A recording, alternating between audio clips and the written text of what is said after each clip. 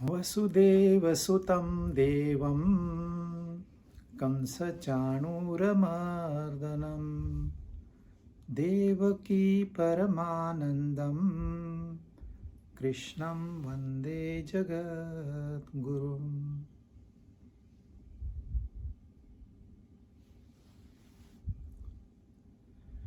इस संसार में दो ही तत्व है। एक जो हमें नजर आता है बाहर, उसको कहते हैं जड़, और एक नजर नहीं आता है, उसको कहते हैं चेतन। जड़ कोई काम का नहीं यदि उसमें चेतना नहीं है तो। जड़ हो ना हो, चेतना है। चेतना से ही जड़ की निर्मिति होती है और यह जड़ फिर चेतना में ही विलीन हो जाता है। हम कहते हैं हम पैदा हुए, यह शरीर पैदा हुआ, यह शरीर जड़ है, यह शरीर अपने आप कुछ नहीं कर सकता। अगर इसमें चेतना ना हो तो इस शरीर की कोई कीमत नहीं, लोग उसको फेंक के आएंगे। तो ये शरीर पैदा हुआ, हम कहते हैं हम पैदा हुए, क्योंकि हम यह मानते हैं कि यह शरीर में हूं। लेकिन कोई भी चीज सडनली पैदा नहीं हो सकती और कोई भी चीज सडनली वैनिश नहीं हो सकती, मर नहीं सकती, गायब नहीं हो सकती। उसका रूप बदलता है। वो सूक्ष्म में से स्थूल बन सकती है, स्थूल से वापस सूक्ष्म बन सकती है, लेकिन किसी चीज का निर्माण बगैर किसी दूसरे चीज के हो नहीं सकता। तो यह शरीर जब पैदा हुआ, इसका मतलब उसके पहले कुछ नहीं था, ऐसे नहीं है। कुछ तो था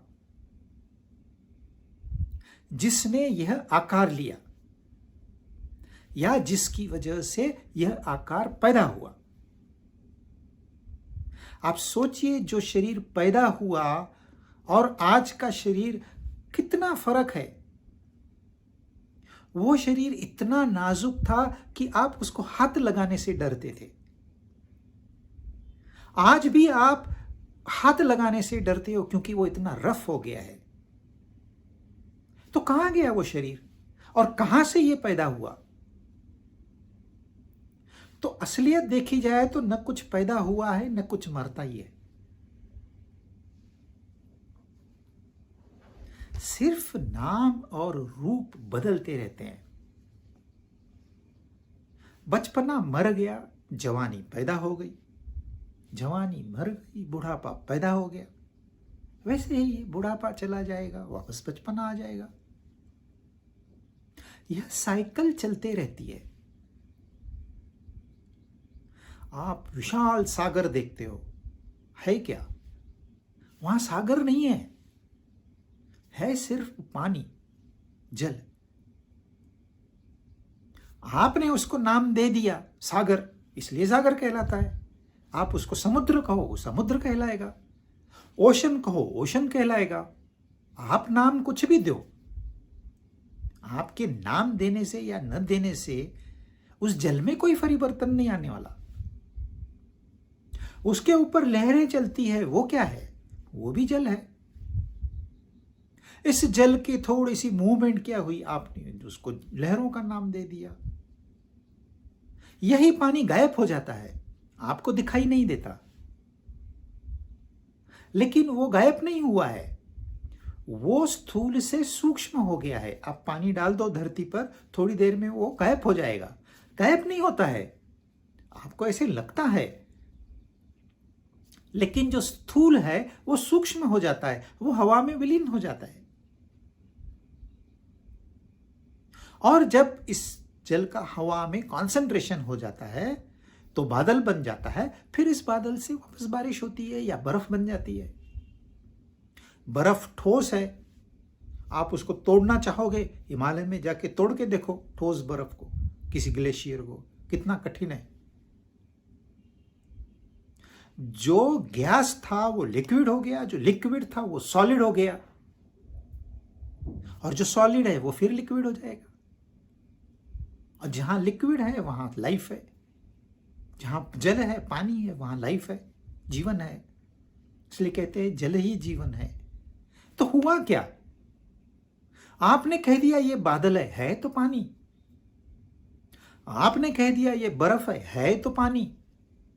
आपने कह दिया ये तालाब है तो पानी।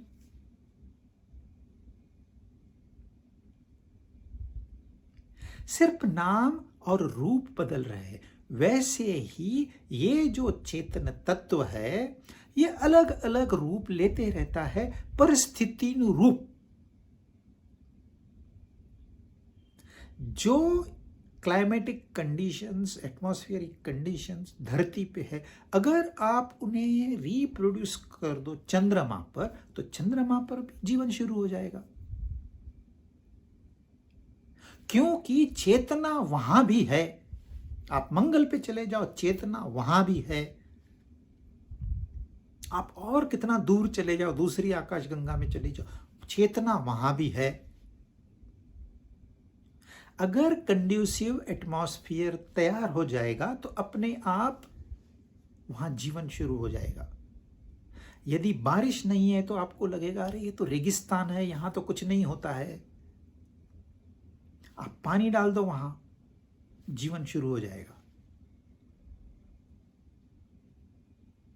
आपको लगता है शून्य में से कैसे पैदा हुआ? शून्य नहीं था, यह आपकी गलतफहमी है। वहां कुछ था, और उस चेतना को जानना और फिर अपने जीवन में परिवर्तन लाना, यही हमारा उद्देश्य है और यही गीता का उद्देश्य है।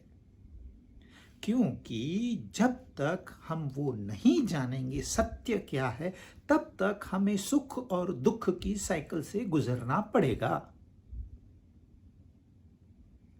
हम चाहते हैं कि हमारे जीवन से दुख गायब हो जाए, हमें आनंद की अनुभूति हो, एक झलक मिल जाए बस। उस एक अनुभूति को ही परमात्मा का दर्शन कहते हैं।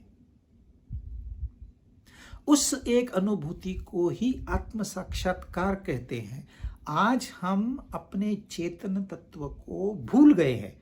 मतलब मैं चेतन हूं, मैं आनंद स्वरूप हूं, मैं प्रकाश स्वरूप हूं, मैं हूं तो ये संसार है।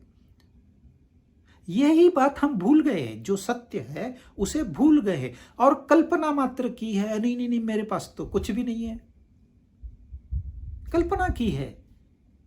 और इस कल्पना से हमारे विचार सारे संसार में दौड़ रहे हैं, और वो इतना संसार से चिपक गए कि हमको लगता है ये संसार ही सच है, यही सच्चाई है।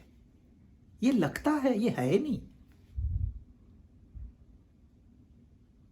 तो सिर्फ करना क्या है, अपने आप को पहचानना है कि मैं कौन हूं, और कुछ नहीं करना। उसी को आत्म साक्षात्कार कहते हैं, उसी को ब्रह्म विद्या कहते हैं, उसी को गॉड रियलाइजेशन कहते हैं। और इसमें उन्होंने कितने अलग अलग नाम दिए हैं। ब्रह्म निर्वाण। ब्रह्म निर्वाण होगा मतलब लगता है कुछ तो मिस्टिकल होगा, कुछ तो जादू हो जाएगा। ऐसे नहीं है। आज जो हम भूल गए हैं हमारी असलियत क्या है, वो सिर्फ याद आ जाएगी और कुछ नहीं होगा। ब्रह्म निर्वाण उसको कहेंगे हम।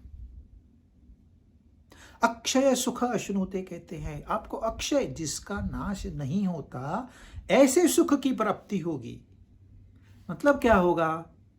मतलब दुख हमको नहीं सताएंगे। ये संसार बदलने वाला है। सुख और दुख आते जाते हैं, वो हमारे ऊपर प्रभाव डालते हैं। वो प्रभाव नहीं आएगा, क्योंकि जब हमको पता चलेगा कि यह तो टेम्पररी संसार है, यह शरीर भी इस संसार का एक हिस्सा है, और इसे शरीर को इस संसार में ही कार्य करना है और इस संसार का ही कार्य करना है, लेकिन मैं शरीर नहीं हूं। यदि मैं शरीर हूं, मैं काला हूं, मुझे गोरा होना है, चलो हो जाओ। अगर मैं हूं तो मैं हो सकता हूं, लेकिन मैं नहीं हो सकता। मैं बीमार हूं, मैं चाहूं ठीक हो जाऊं, नहीं हो सकता। मैं बूढ़ा हूं, चाहता हूं जवान हो जाऊं, नहीं हो सकता, क्योंकि मैं शरीर हूं ही नहीं। फिर आप कहोगे ये शरीर मेरा है। यदि मेरा है तो मेरी सत्ता होनी चाहिए इसके ऊपर। शरीर मिलता है और फिर लिया जाता है। अगर मेरा है तो कैसे लेते हो आप? जब शरीर मेरा नहीं रहा तो किसी से मैंने कोई चीज उधार लाई, कार समझो उधार लाई, उसको मैं इस्तेमाल कर रहा हूं, लेकिन वो आके कहता है मेरी कार वापस कर दे, तो फिर वो मेरी नहीं हुई। मेरी है तो सदा मेरे साथ रहे, फिर शरीर छूटे ही नहीं, तो वो मेरा हो गया। लेकिन वो छूट जाता है तो मेरा कैसे हो गया? लेकिन है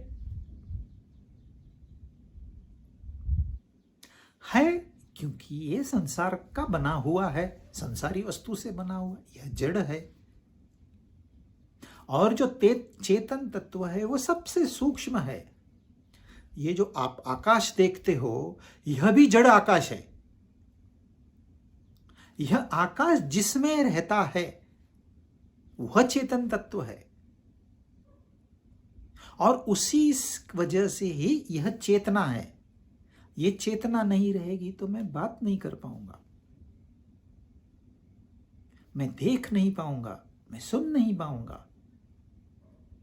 तो वही एक सत्ता है और उसी को ही पहचानना है, जानना है। लोग मानते हैं, टेम्पररी रिलीफ उनको मिलता है,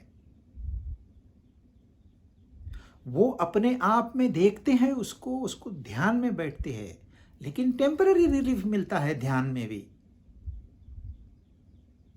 लेकिन ज्ञान में उसको हम जर्रे जर्रे में देख सकते हैं, फिर हम उसको मिस नहीं करेंगे। 24/7 उसको ज्ञान कहते हैं, और गीता हमें वो ज्ञान प्रदान करती है। हाँ, हमको उसका अधिकारी होना चाहिए, तो ही इसका फायदा होगा, नहीं तो नहीं होगा। आप 50 बार गीता पढ़ के सुना दो किसी को, अगर उसकी श्रद्धा नहीं है तो उसके जीवन में यह ज्ञान नहीं उतरेगा। तो हर एक श्लोक में आप देखिए, यहां उन्होंने ब्रह्म निर्वाण विषय, यहां कहते हैं ब्रह्म भूतोदिगच्छति, वहां कहते हैं अभी तो ब्रह्म निर्वाणम वर्तते, सयुक्त ससुखी नर अक्षयम सुखम अश्नुते। सारी व्याख्याएं एक ही बात कह रही है, उस तत्व की वजह से आप हो, वह है इसलिए आप हो। आपकी मान्यता है कि मैं यह शरीर हूं, यह मान्यता तुरंत बदलने वाली नहीं है, तो थोड़ा समय देना पड़ेगा। इसलिए कहते हैं साधना सुबह रोज आप 1 घंटा, सवा घंटा इसके लिए जरूर दें। आज नहीं तो कल, इसको समय लगता है। इसलिए पहले हमारे यहाँ गुरुकुल थे, बच्चों को बचपन से ही शिक्षा मिलती थी। अच्छा, गुरुकुल नहीं जाएगा बच्चा तो घर में ही उसको पिताजी यह विद्या देंगे, तो ये ऑटोमेटिक था, इस सिस्टम में फिट किया हुआ था। आज हम जिस सिस्टम में फिट है ये इसके अपोजिट है। आज की सिस्टम कहती है दौड़ो संसार में, भागो संसार में, पैसे कमाओ, हमें दे दो, हम आपको सुख देंगे, और पैसे लेके भाग जाते हैं, पता भी नहीं चलता। इतनी सारी बड़ी बड़ी कॉरपोरेशंस, मल्टीनेशनल्स चल रही है, सिर्फ आपको लालच देते हैं, आप पैसे दे दो, हम आपको सुख देंगे, अक्षय सुख देंगे, और देते नहीं है, और हम मूर्खों की तरह उनके पीछे दौड़ रहे हैं। इसलिए भगवत गीता कहती है मूर्ख मत बनो, मूर्ख मत बनो, जागो, उठो। और उसके लिए फिर हम करें क्या, ये आप सवाल पूछते हो। इसके लिए ये सारी साधनाएं बताई है। कोई भी एक साधना पिकअप कर लो, डट के उसके ऊपर काम करो, तो रिजल्ट आने ही आने हैं। तो हमने 25वां श्लोक किया था 5वें अध्याय का, लभन्ते ब्रह्म निर्वाण ऋषय क्षीण कल्मषा। ऋषि को मिलता है छिन्नन द्वैधा यतात्मानः सर्वभूत हिते रतः। सर्वभूत हिते रतः हमने कवर किया था। छिन्नन द्वैधा, हम इस दुविधा में रहते हैं, मैं ये करूं कि वो करूं, मैं संसार के पीछे जो दौड़ूं या संसार से रिटायरमेंट ले लूं। है दोनों गलत, लेकिन वही द्विधा है हमारी तरफ। मैं अभ्यास करूं क्या कॉपी करूं।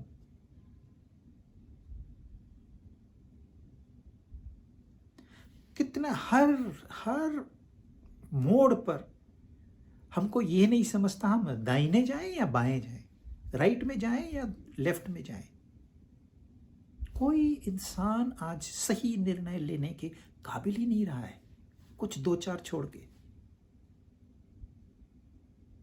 और हमको ये रियलाइज ही नहीं हो रहा है, अरे हम निर्णय नहीं ले पा रहे अपने जीवन के बारे में, अपने बच्चों के बारे में। बच्चे एक कोने में पड़े हैं और ये कुत्ते के साथ सो रहे हैं, हम निर्णय नहीं कर पा रहे। पहले बच्चों को देखेंगे, पहले कुत्तों को देखें। कुत्ता नहीं कहते, बुरा लगता है उनको, पेट।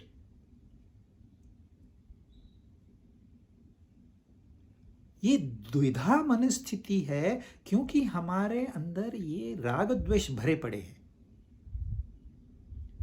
हमको जो अच्छा लगता है वो हम करते हैं, जो अच्छा है उसको छोड़ देते हैं। गलती से हो गया तो हो गया। जो अच्छा नहीं लगता उसे हम छोड़ देते, हो सकता है उसमें ही हमारा बेनिफिट हो।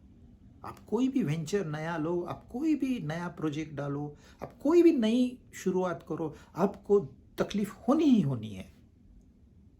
आपने व्यायाम नहीं किया, आज आप व्यायाम करिए 1 घंटा, दूसरे दिन आपका बदन दर्द करेगा।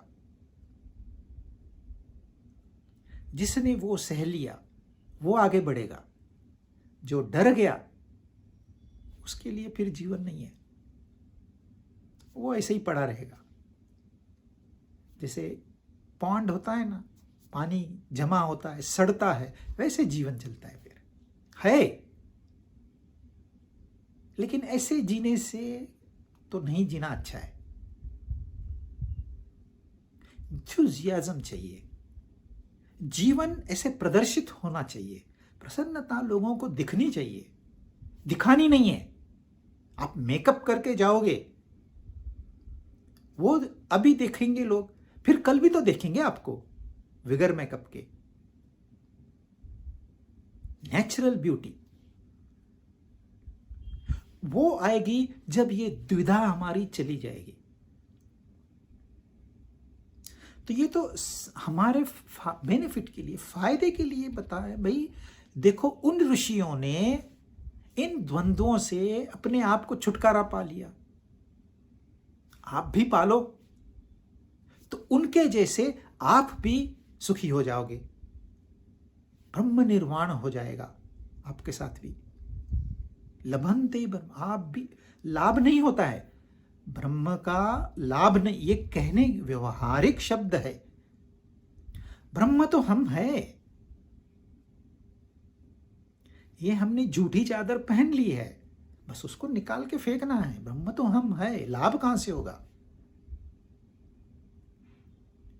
लाभ तब होगा जब हमारे पास नहीं है, लेकिन जो हम है खुद है। आज हम उसको भूल गए हैं क्योंकि हमने ऐसी कल्पना की है कि हम अपूर्ण है। पूर्णता के लिए हमको ये चाहिए, हमको वो चाहिए, और किसी को पूर्णता प्राप्त नहीं हुई। कितनी भी वस्तुएं आपने जमा कर ली, कितना भी संसार बढ़ा लिया, 10 बच्चे हो गए, 10 बच्चों की 10 बहुएं आ गई, 10 बहुओं के साथ उनके 10 समधी भी आ गए, फिर उनके रिश्तेदार आ गए, एक घर में फंक्शन है तो 200 लोग तो घर के रहते हैं। इतना बड़ा संसार खड़ा किया आपने, सुखी हो। और कुछ वो लोग हैं सब कुछ त्याग के चले गए और वो क्लेम करते हैं हम सुखी है। वो कह सकते हैं, कहने के लिए हिम्मत चाहिए।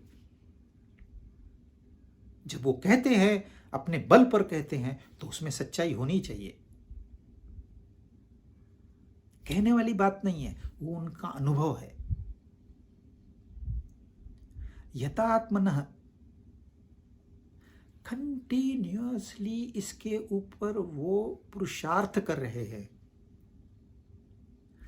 पुरुषार्थ तब करता है इंसान जब उसके सामने कोई ध्येय हो। हमारे सामने कोई ध्येय ही नहीं है, बस आया दिन गुजारना है जैसे तैसे। कैसे चल रहा है? हाँ, ठीक चल रहा है, निकल रहे हैं दिन, टाइम पास हो रहा है। कोई प्रयत्न नहीं है, कोई पुरुषार्थ नहीं है, इसलिए जीवन में रस नहीं है, नीरस हो गया है जीवन। छोटी छोटी बात पे झगड़ा। इंडिया में कुछ साल पहले डाइवोर्स का पता नहीं था। आज बच्चे ये कह रहे हैं जब डाइवोर्स ही लेना है तो शादी क्यों करें। मतलब डाइवोर्स लेना है, ये पक्की धारणा हो गई। अभी 100 साल भी नहीं, 50 साल में भी इतना फर्क आ गया है। 50 साल भी नहीं हुए इस बात को।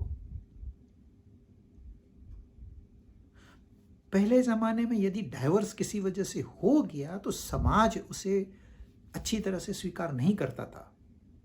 ये तो डाइवोर्स ही है, मतलब इसने कोई बड़ा पाप किया है। आज तो फैशन हो गई, बोलते हैं तुमने अभी 5 साल हो गए डाइवोर्स नहीं लिया।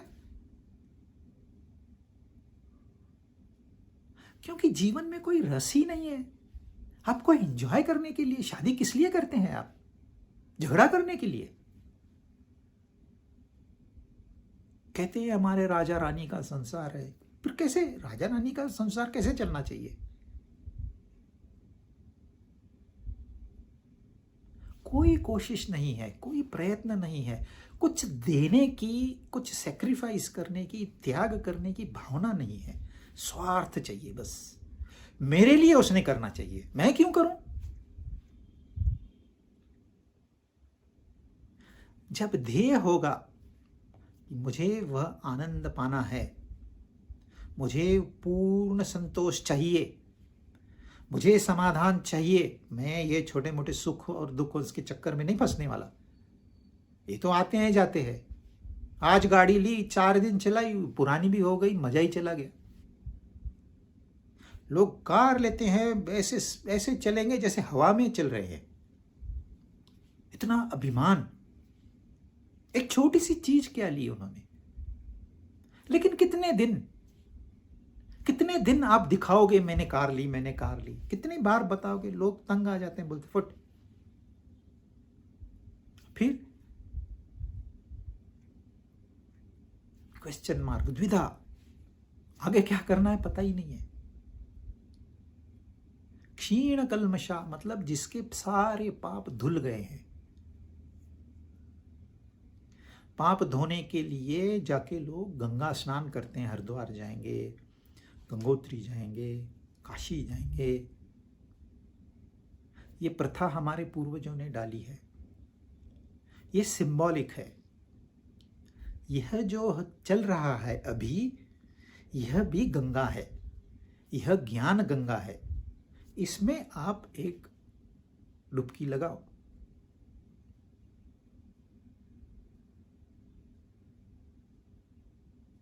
किंचित ज्ञान ले लो, किंचित। नहीं तो आप 100 यात्राएं कर लो गंगा सागर की, वो से कुछ होने वाला नहीं है। वो सिंबॉलिक है। वहां जाके आपने डुबकी लगाने के बाद ये सोचना है, जैसे मैंने इस शरीर को पवित्र कर दिया वैसे इस मन को मैं कैसे पवित्र करूं। आज इसमें सारे पाप भरे हुए हैं। जिस इंसान को एक भी दुख नहीं है, मतलब उसके अंदर में एक भी पाप नहीं है। जब दुख होता है तो इसका मतलब हमारा मन पाप से भरा हुआ है। ये टेस्ट है। आप एग्जाम कैसे करोगे कि मैंने कितने पाप किए हैं, मेरा घड़ा कब भरेगा? कैसे? आपको कितने तकलीफ होती है, आपका मन कितना उद्विग्न रहता है, आपको कितनी बार गुस्सा आता है। एक आध बार तो चल जाएगा, एक आध दिन नींद नहीं आएगी, चल जाएगी। कोई एक आध बार आपको थोड़ा सा डर लगेगा, चल जाएगा। लेकिन हमेशा डरे हुए हो, क्या होगा, मेरे बच्चों का क्या होगा, मेरी प्रॉपर्टी का क्या होगा, मृत्यु आ जाएगी, हॉस्पिटल का बिल कौन भरेगा, हमेशा डरे हुए हो। इसका मतलब पाप का घड़ा भरने को है। लेकिन ये जो ऋषि है, क्षीण कल में सब उसके छूट गए पाप। और आप कितने भी बड़े पापी हो, महापापी हो, वो सारे पाप धुल सकते हैं इस ज्ञान से। एक बार आपको सच्चाई का पता चलेगा, आप अपने आप पर सोगे, अरे यार कितना मूर्ख था मैं। वह एक फीलिंग, आपके पाप धुल गए। इसमें कोई मिस्टिकल बात नहीं है। ये आपके डीएनए में लिखा गया है। जो भी आपने गलतियां की है वो रिकॉर्डेड है, वो ऐसे नहीं मिटेगी। उसको आप ऐसे नहीं कर सकते, वो डीएनए निकालो, उसमें से चेंज करो, अच्छा डीएनए डालो और फिर से इंसान बनाओ। वो नहीं कर पाएगा कोई, साइंस नहीं कर पाएगी। वो पाप धुलने के लिए सिर्फ ज्ञान और ज्ञान और कुछ नहीं।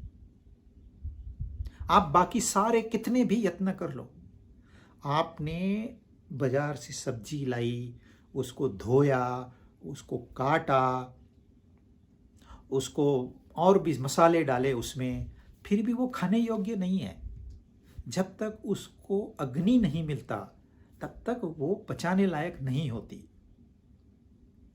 नहीं, आप कच्ची सब्जियां खाओ, कच्चा धान खाओ, बहुत छोटी उम्र है, कुछ दिन कुछ महीने, अग्नि आवश्यक है। वैसे ही यह ज्ञान उतना ही आवश्यक है, तो ही पाप धुलेंगे। पाप धुल गए, द्विधा मन स्थिति अब नहीं है। अब मुझे पता है मुझे क्या करना है और मैं उसी राह पे चलूंगा। संसारी काम है वो करने हैं, लेकिन मेरा ऑब्जेक्टिव क्लियर है, मेरा गोल क्लियर है, इसे मैं नहीं छोड़ूंगा। यहां मैं चाहे जो कर लूं उसे नहीं छोड़ूंगा। यहां मेरी अपॉइंटमेंट है, बिजनेस अपॉइंटमेंट है, बड़ा ऑर्डर मिलने वाला, दैट आई कैन सैक्रिफाइस। वो ध्येय मेरा पक्का है। हाँ, वो ध्येय करके यदि मैं ये कर सकता हूं तो बहुत अच्छा, सोने पे सुहागा। आप संसार नहीं करना है ऐसे नहीं। आप ये शरीर जो है यह संसार की सेवा के लिए ही तो बना है। हम जब कुछ काम करने जाते हैं सेवा ही तो करने जाते हैं, भावना नहीं है। बस उस भावना को जागृत करना है, उस ध्येय से हटना नहीं है। फिर संसार में आप जो खाओ पियो घूमो फिरो, नो प्रॉब्लम। कहीं पर गीता में ऐसे नहीं कहा है आप घूमने मत जाओ। गीता नहीं, कोई भी ग्रंथ में। इनफैक्ट आप देखेंगे तो ये हमारे सारे ऋषि मुनि जो है ये घूमते फिरते थे। हिमालय में जिसने जीवन बताया, समुद्र का वो वर्णन कर सकता है, बगैर गए तो उसे पता नहीं चलेगा। तो उसने घूमा है। शंकराचार्य की पूरी उम्र थी 32 साल और उन्होंने अपना कार्य शुरू किया 16 साल में। उस समय कारें नहीं थी, लेकिन 2 बार पूरा भारत भ्रमण किया उन्होंने। हाँ, उनका उद्देश्य था भ्रमण करने के लिए उद्देश्य था। उन्होंने उस समय जो 4 मठ बनाए, आज भी वो जीवित है।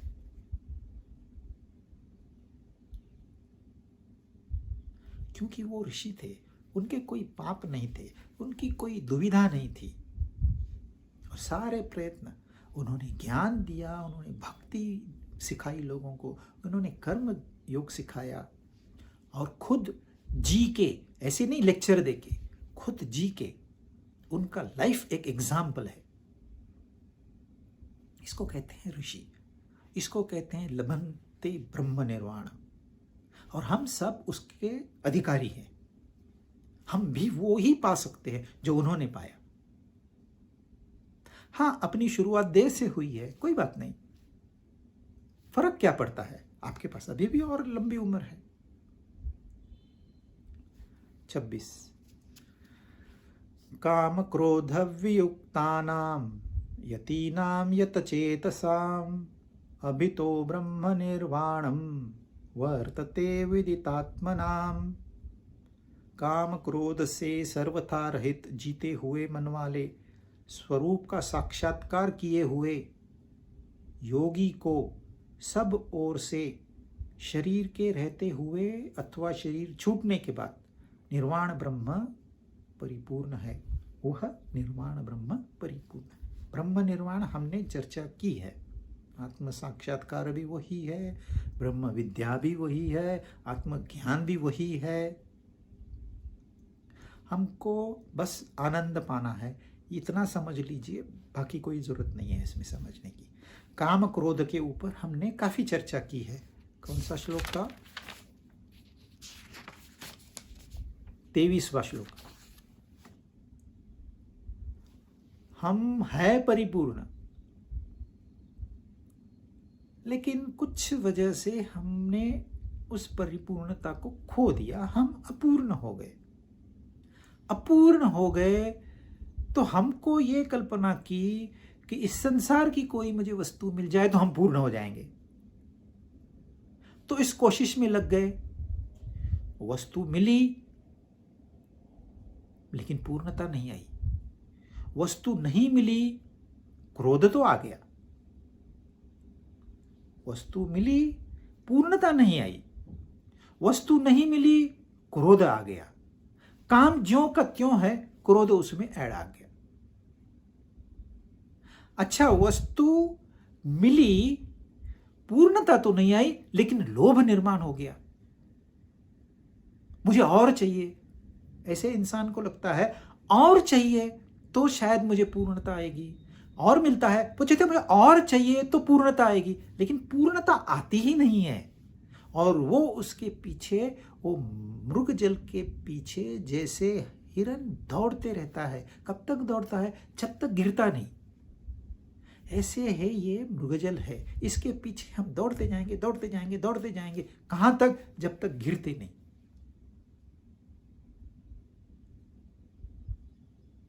मेरा एक दोस्त था, छोटी कंपनी में नौकरी करता था, गलत तरीके से पैसा कमाया, बड़ा हो गया, और 54 साल की उम्र में उसको हार्ट अटैक आ गया। उसकी लड़की डॉक्टर थी, वो वहां मौजूद थी। उसको 10वें मिनट में वो हॉस्पिटल में था, लेकिन नहीं बच पाया। और पता चला कि 1000 करोड़ का तो उसके ऊपर कर्जा है, और एसेट नहीं है। वो ये मानता था कि मेरे पास 1000 करोड़ कर्जा है, मतलब 1000 करोड़ का एसेट है, लेकिन जब हिसाब लगाया तो कुछ मिला नहीं वहां। सिर्फ दौड़ रहा है, उसको ये नहीं पता वो दौड़ क्यों रहा है। दौड़ रहा है। यह संसार विचित्र है, ये मृगजल है, यह आपको दौड़ाएगा। इसका मतलब सब छोड़ छाड़ के हम संन्यास ले लेंगे, यह उतनी ही मूर्खता है। ये दोनों निर्णय मूर्खपना के हैं, ये नहीं करना है। आपने ध्येय एक रखना है, शरीर शरीर का कार्य करे, मन मन का कार्य करे, बुद्धि बुद्धि का कार्य करे, तुम अपने आत्मा में खुश रहो। जब तक आत्मा का रोल नहीं है तब तक सारा कंफ्यूजन ही कंफ्यूजन है। जब हमको ये समझ में आ जाएगा कि हम सच्ची में कौन है, तो फिर हम कहेंगे वो तो मन ने किया, मैं तो मन हूं ही नहीं। मन उद्विग्न हो रहा है, मैं तो हो ही नहीं रहा हूं। ये दुख मन को हो रहा है, मुझे क्या है, मैं तो खुश हूं। सुख और दुख संसार में बने हुए हैं और they are two sides of same coin. आप कहोगे मैं ये गीता पढ़ूंगा मेरे दुखों का नाश हो जाएगा, नहीं। दुख से आपको जो तकलीफ होती है उसका नाश हो जाएगा। मन का स्वभाव है दौड़ना संसार में, वो नहीं रुकने वाला, वो दौड़ते रहेगा। लेकिन आपका ये स्टैंड हो जाएगा, ये मन तो मैं हूं ही नहीं, तो मुझे क्या, दुख तो मन को हो रहा है, मुझे क्या, मैं तो अपने मस्त में हूं, ये शरीर तो मैं हूं ही नहीं। आप कार लेके आते हो, उसको मेंटेन करते हो, साफ सफाई रखते हो, लेकिन कहते हो क्या मैं कार हूं।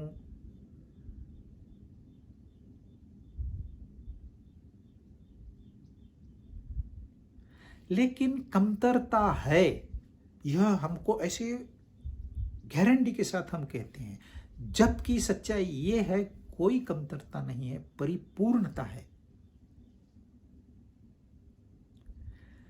यह खेल है, यह संसार का खेल है, यह खेलना है। It's like a sport. आप क्यों खेलने जाते हो मैदान में? हारना जीतना है, या उसमें से आपको आनंद मिलता है? कोई रिवॉर्ड मिलेगा इसलिए खेलते हो? जीतना है इसलिए खेलते हो? नहीं, एक फन है वो। वैसे ही ये जीवन इज लाइक अ फन, उसी तरह से इसको जीना है। काहे का काम, काहे का क्रोध। मिल गया आप ले लो प्रसाद करके, डिनाई नहीं करना है। आपने खेला, अच्छा खेला, आपको रिवार्ड मिल गया, ले लो, लेकिन अहंकार से नहीं, मैं जीत गया हूं, नहीं नहीं, कल को मैं हारा तो था, कल हारा तो था, प्रसाद में मिला मुझे रिवार्ड, मैंने ले लिया।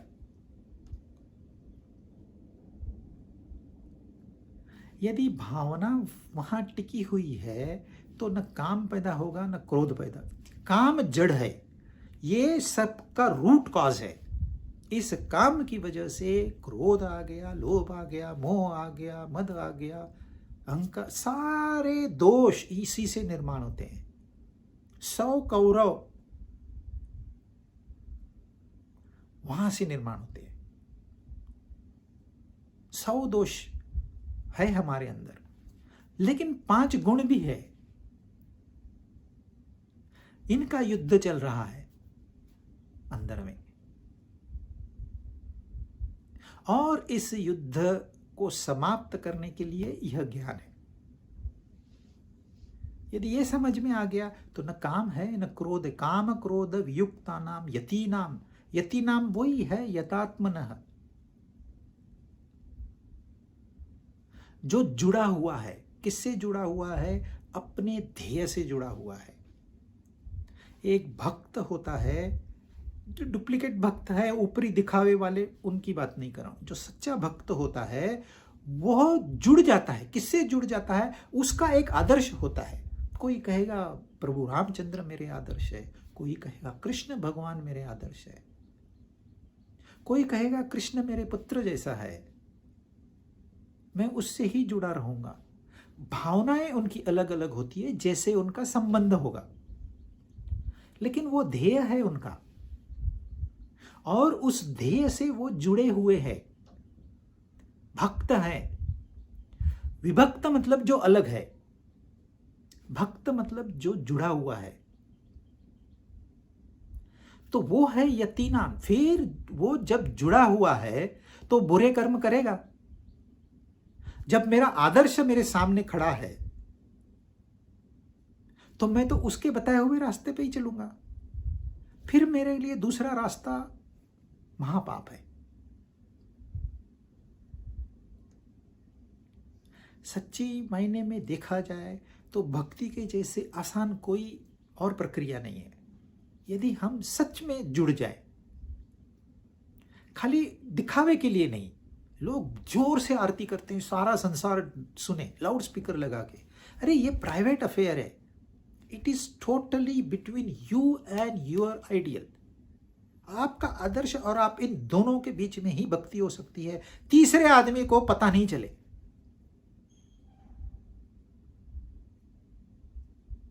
Then you are a true भक्त।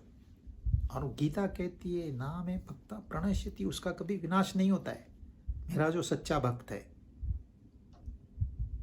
भक्त मतलब जुड़ जाना, उसके साथ एक रूप हो जाना। आप किसी भी आदर्श को ले लो, जरूरी नहीं है कि कृष्ण भगवान या राम को ही लें। आपको जो अच्छा लगता है, कोई आइडियल है, कोई ग्रंथ है स्पिरिचुअल, जो स्पिरिचुअल किताब होता है उसको ही हम ग्रंथ कहते हैं, शास्त्र कहते हैं, योग शास्त्र कहते हैं। श्रद्धा उसके ऊपर है, और श्रद्धा उसी को कहते हैं कि यह ज्ञान मुझे नाव की तरह पार लगाएगा। यदि यह नहीं है तो श्रद्धा नहीं है। सांसारी वस्तुओं को श्रद्धा नहीं कहते, वो अंधविश्वास है। मुझे ये बहुत अच्छा लगता है, मैं हर साल जाता हूँ तिरुपति, हर साल बाल कटा के आता हूँ, वो अंधश्रद्धा है। प्रण होता है किसी का, मैं यहाँ जाऊंगा, मैं वहां जाऊंगा, और करते हैं। हाँ, ये करना क्यों है? ये करना आवश्यक है क्योंकि एक दिन वो पूछेगा, अरे मैं क्यों कर रहा हूं। ये इसको उपासना कहते हैं। उपासना जो एकदम नया है स्पिरिचुअल फील्ड, उसको देते हैं। हाँ, तू ये काम कर, तू ये काम कर, तू ये काम कर। काम कहीं तो उसको एंगेज करना है। तो एक दिन पूछता है, ये मुझे क्या आपने बताया है, भगवान को नहलाओ, भगवान को खिलाओ, भगवान है कहाँ? जब वो ये सवाल पूछता है भगवान है कहाँ, तो फिर उसको बताते हैं। Then he is eligible. फिर वो प्राइमरी से सेकेंडरी में आ गया, फिर सेकेंडरी से और आगे बढ़ेगा, कॉलेज में आ जाएगा, तब गीता का ज्ञान मिलता है।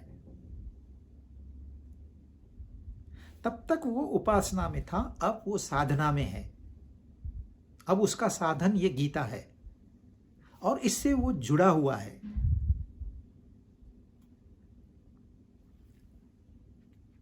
और फिर उसी को ब्रह्म निर्वाण प्राप्त होगा।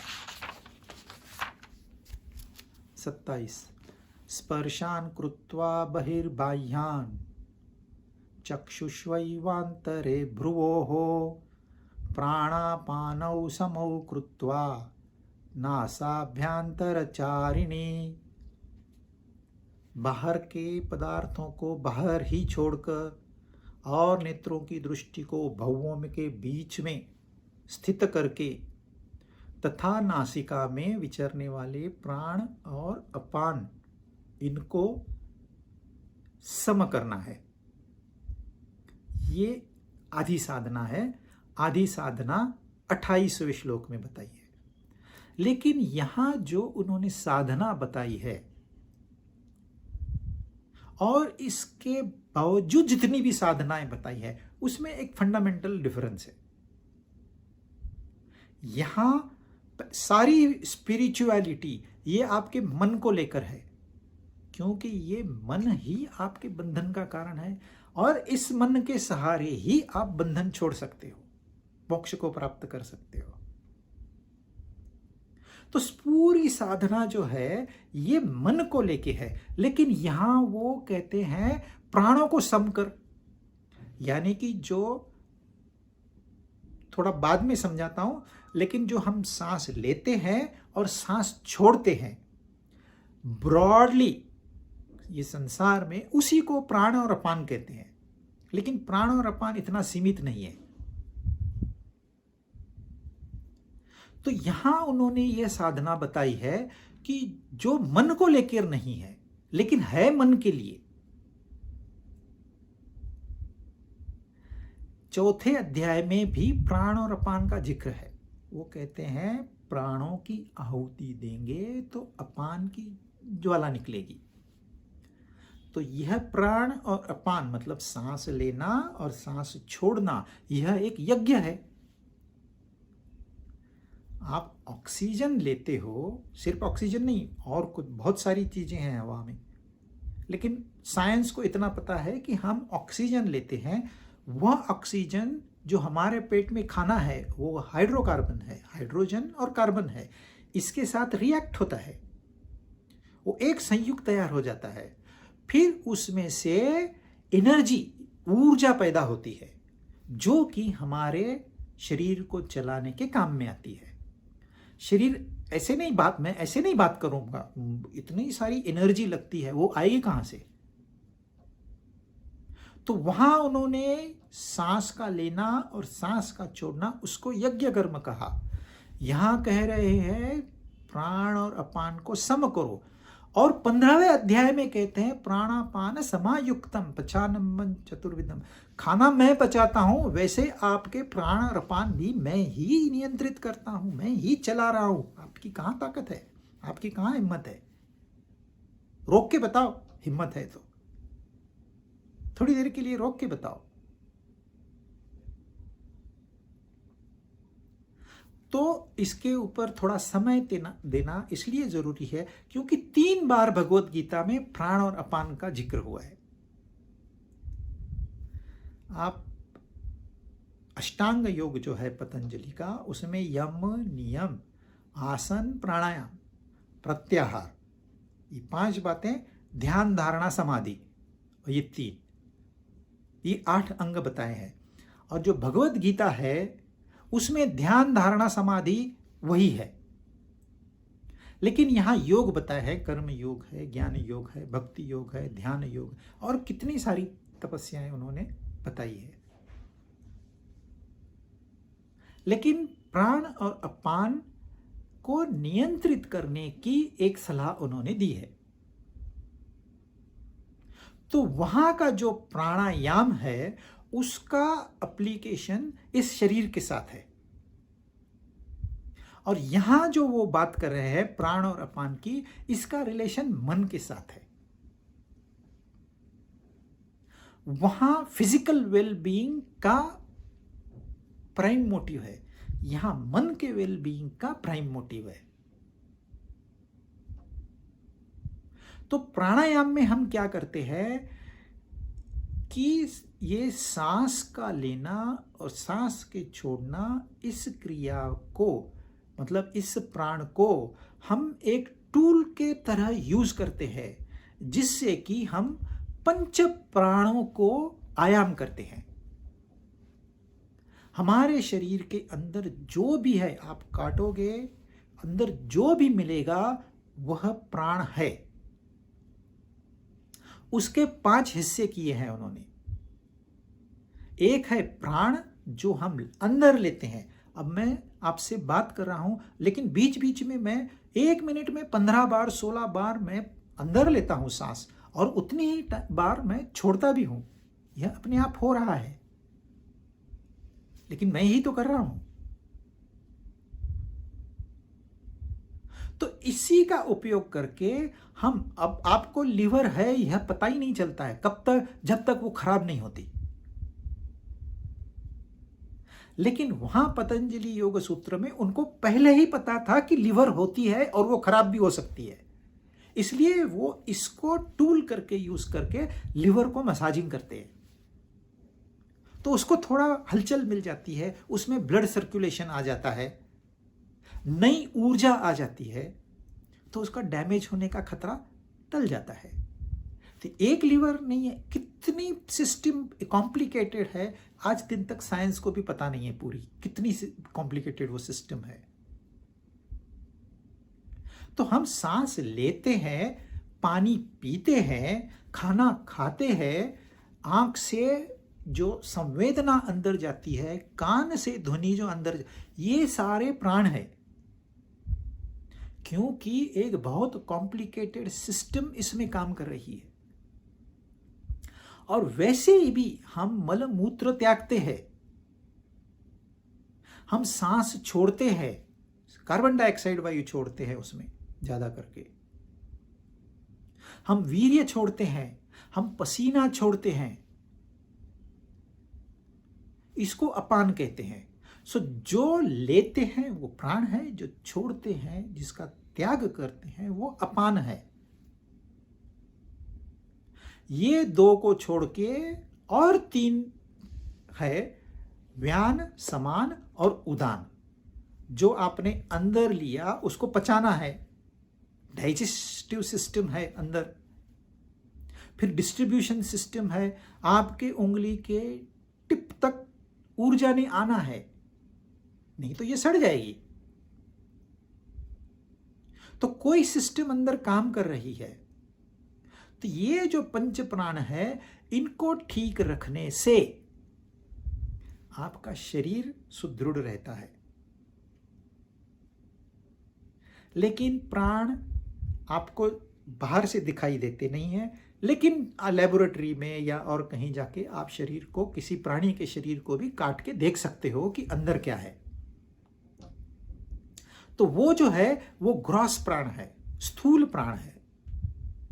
जो हमारा हार्ट पंपिंग कर रहा है ये स्थूल प्राण है। लेकिन यही प्राण सूक्ष्म रूप में भी मौजूद है। जो सूक्ष्म रूप में प्राण है वो मन से जुड़ा हुआ है, और जो स्थूल शरीर के साथ में स्थूल प्राण है, और ये प्राण एक ही है। सो इस तरह प्राणों के माध्यम से हमारा मन शरीर से जुड़ा हुआ है।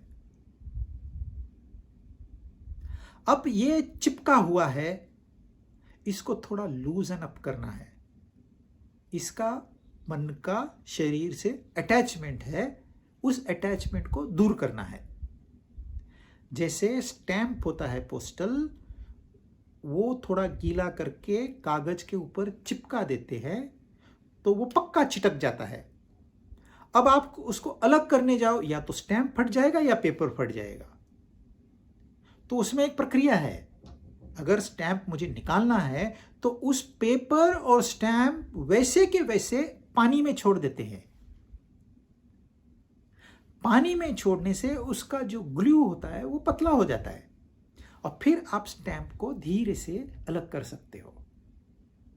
तो ये जो प्राणायाम है यार, यहां जो साधना बताई है, यह वो पानी के जैसे काम करती है। हालांकि उसका डायरेक्ट रिलेशन नहीं है, फिर भी ग्लू का काम होता है चिटका देना, और पानी क्या करता है, वो खाली उसको पतला कर देता है, अलग कर देता है। ऐसे ही हमारे प्राणों को जब नियंत्रण में आता है तो मन अलग हो जाता है, शरीर अलग हो जाता है। आपको दिखाई नहीं देगा, क्योंकि दिखाई सिर्फ शरीर दिखने में आता है, मन तो दिखता ही नहीं है। तो इस प्राण और अपान को नियमित करके हम मन और शरीर यानी कि इंद्रियों का जो लगाव है उसको हम कम कर सकते हैं। और आप जिस समय प्राणायाम करते हो उस समय समझो आधा घंटा, 1 घंटा, 2 घंटा, जो भी समय आपने दिया, आपको ध्यान में आएगा कि पूरा ध्यान प्राण और अपान पे है, इंद्रियों पे नहीं है। इंद्रियां आपको पता ही नहीं है अभी है कि नहीं है, ये शरीर है कि नहीं है। ये जो डीप प्रैक्टिशनर है, जो सालों से इसको प्रैक्टिस कर रहे हैं, उन्हें ये पता है। उस समय के लिए वो शरीर को भूल जाते हैं, क्योंकि ध्यान सिर्फ प्राणों पे आ गया। पहले ध्यान शरीर पे था, इंद्रियों पे था, अब प्राणों पे आ गया। फिर उसको मन पे ले जाना है, फिर उसको बुद्धि पे ले जाना है, फिर उसको अपना जो स्वरूप है उसके ऊपर ले जाना है, तो वो समाधि हो जाएगी। सिर्फ ध्यान हमारा जो आज भटक रहा है उसको पकड़ के रखना है। और यह नियमन जो है प्राण अपान का, इसका फायदा उसको होता है मन को।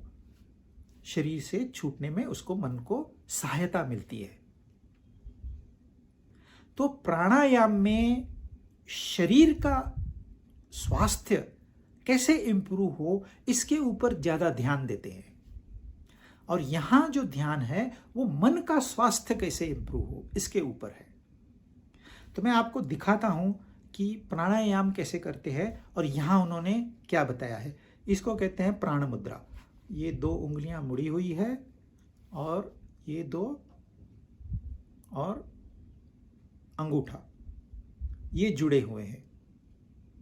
इसको मैं नॉर्मली हम सिर को बेंड करते हैं, इसको कहते हैं जालंधर बंद, ताकि हवा का प्रेशर दिमाग तक नहीं पहुंचे।